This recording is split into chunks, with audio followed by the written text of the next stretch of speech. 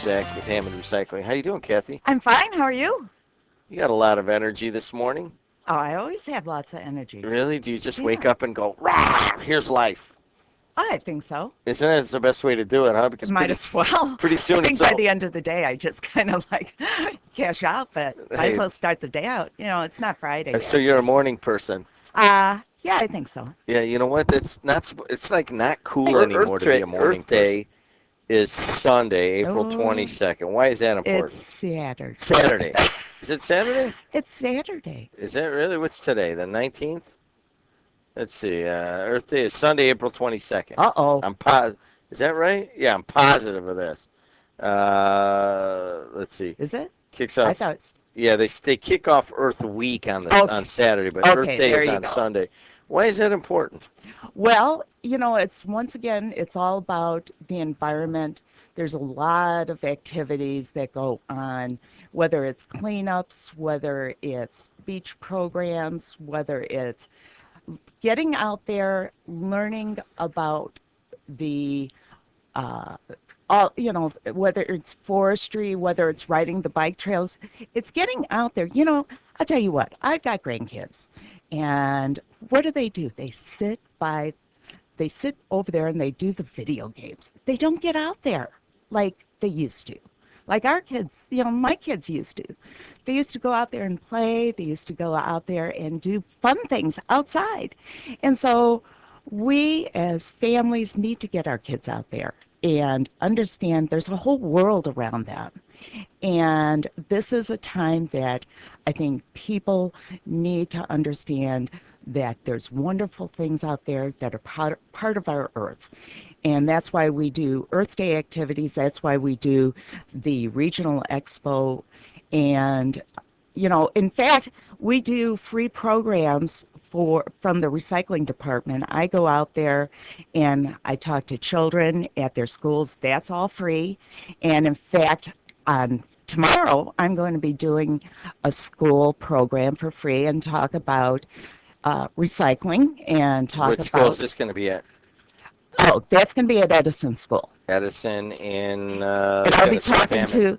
And then I'll be talking to 120 third graders. Oh, really? You better have something fun or they'll just Oh, lose no, them right away. The following week, I'm talking to up to 500 kindergarten through third graders. So I've gone from 3-year-olds to senior citizens.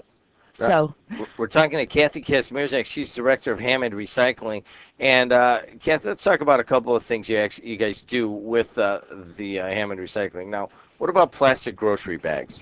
okay, one of the things we wanted to do right now, Greater Hammond Community Services has, of course, their food bank. And they have an issue in getting grocery bags, the plastic grocery bags. And of course, people want to know where they can deposit. We don't want to put them in the landfill.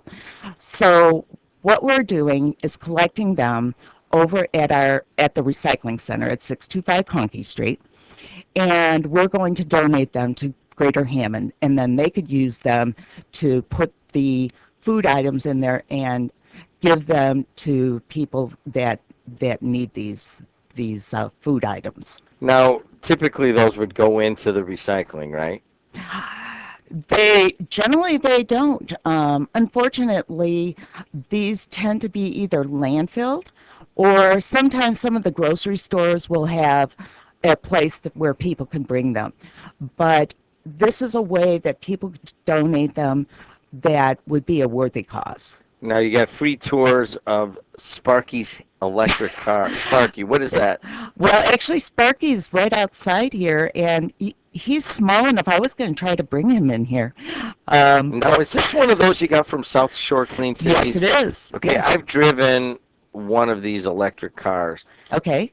and they're I think South Shore Clean Cities gave away like a dozen cars. Right. This They was got a- donated. Yeah, they got a federal grant, and what's his? I can't remember the guy's name. And I'm Carl Lysick. Carl Lysick. Uh-huh. There you go, Carl Lysick. There you go. And he gave away these cars, but one day Carl brought one in here, and he said, "Hey Jim, let's go for a ride." And I went for a ride, and it's the weirdest thing. So you're driving it around, right? That's correct. It doesn't make any sound. No. None.